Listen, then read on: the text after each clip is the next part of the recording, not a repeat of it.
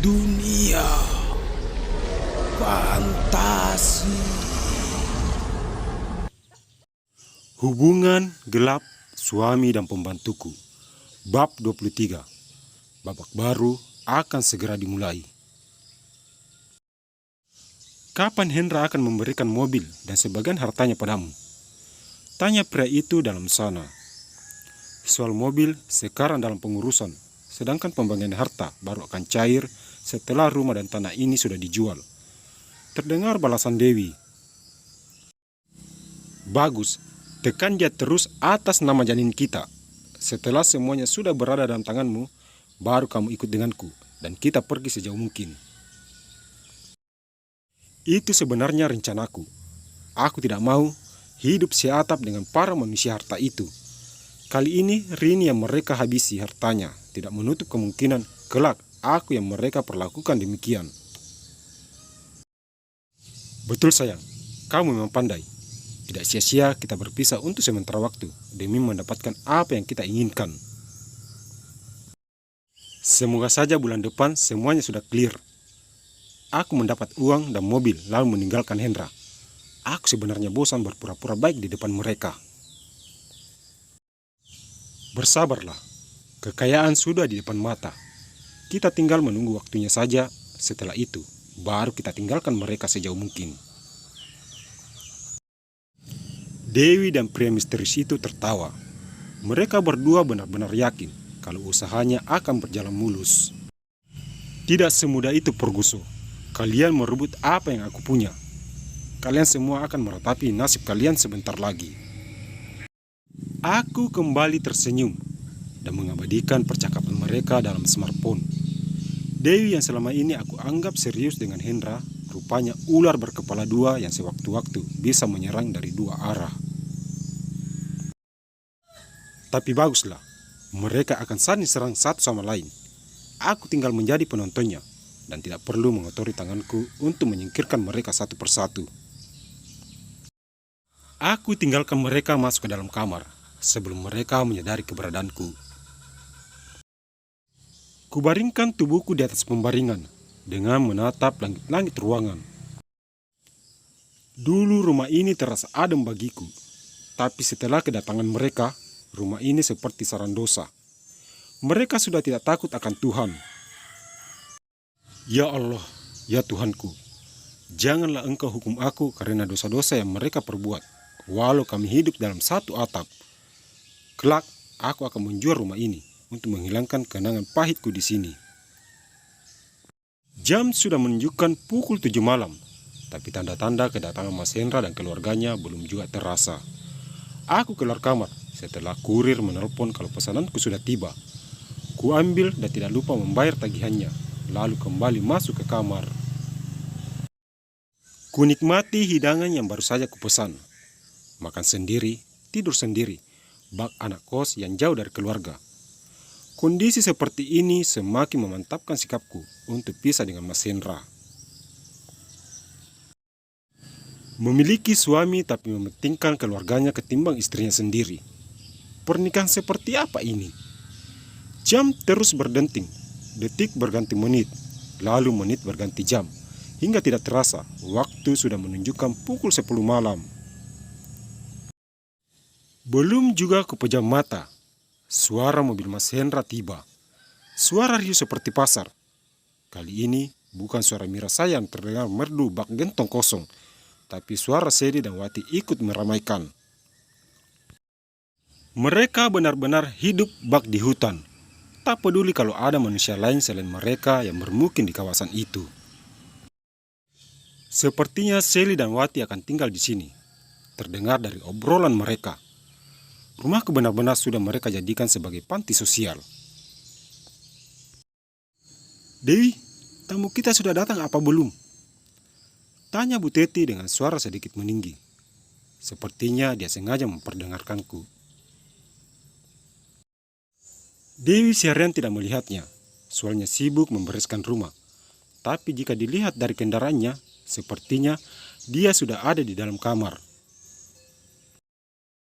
Mungkin dia mau makan. Tolong hantarkan ini padanya.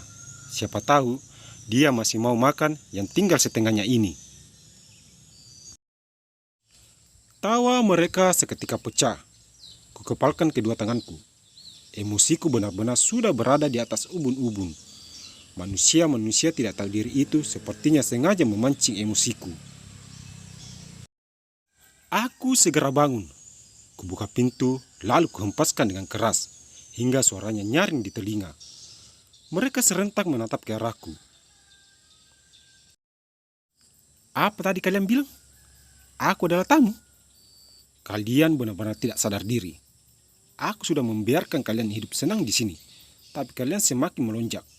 Coba pikir, siapa sebenarnya yang menumpang di sini? Aku atau kalian? Jelas kamu. Tanah dan rumah ini sudah milik Hendra, jadi kami sebagai keluarganya lebih berhak tinggal di sini ketimbang kamu. Paham tidak? Mas, apa benar yang dikatakan ibumu itu? Apa yang dikatakan ibuku semuanya benar.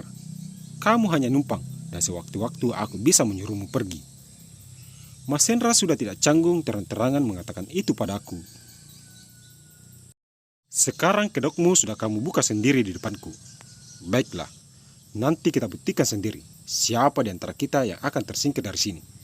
Aku atau kalian? Jelas kamulah. Nyata-nyatanya surat-surat dan tanah rumah ini sudah dalam genggaman Mas Hendra. Sebentar lagi kamu akan dikembalikan ke orang tuamu. Sebelum semuanya itu terjadi, kami akan tetap membiarkanmu tinggal untuk mengenang masa-masa selama kamu tinggal di sini. Ucap Sally. Hahaha. Kembali tawa mereka pecah. Tertawalah sebelum itu dilarang. Tapi ingat ini baik-baik. Sepersen pun harta dan tanah ini tidak akan aku serahkan pada kalian. Dasar manusia tidak punya perasaan. Hanya menginginkan harta orang lain tanpa bisa berusaha sendiri. Percuma saja kamu melawan, karena sampai pengadilan manapun, kamu tidak bakalan menang melawanku, karena aku ada bukti tertulis, dan juga rekaman video saat penandatanganan pengalian itu terjadi. Berbaik-baiklah padaku, maka 1% dari penjualan tanah dan rumah ini nanti akan kuserahkan padamu, sebagai tanda terima kasihku karena selama ini, kamu telah menjadi istriku. Tidak usah berkhayal terlalu tinggi. Takutnya ada yang jatuh dan tidak bisa bangun kembali. Aku segera berbalik dan kembali masuk ke dalam kamar. Hendra, apa maksudnya ini? Sepertinya Rini memiliki pegangan kuat untuk mengalahkan kita nantinya. Masih terdengar suara Bu Teti samar-samar di dalam kamar. Mana mungkin?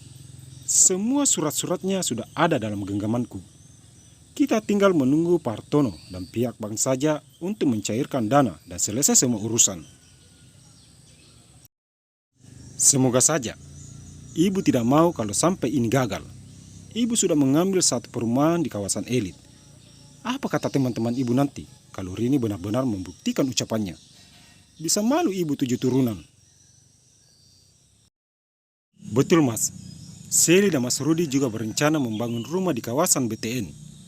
Tinggal menunggu dananya saja dari sini, baru proses pengerjaannya dimulai. Kalian tenang saja, semuanya pasti sesuai keinginan kita. Minggu depan, Pak Hartono dan pihak bank akan datang untuk mensurvei tanah dan bangunan ini. Jika cocok, mereka akan langsung menyerahkan uang dalam jangka waktu 2 hari.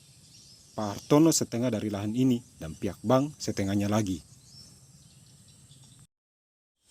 Wow! Sebentar lagi kita akan masuk dalam deretan orang terkaya di kota ini. Wati yang tadinya diam, kini tampak bersemangat setelah mendengar keyakinan Mas Hendra akan adanya pencairan uang. Kubungkus tubuhku dengan selimut. Kubiarkan mereka berkayar setinggi langit. Dan aku dengan mimpi indahku. Besok pertarungan akan semakin dahsyat antara aku dan orang-orang itu.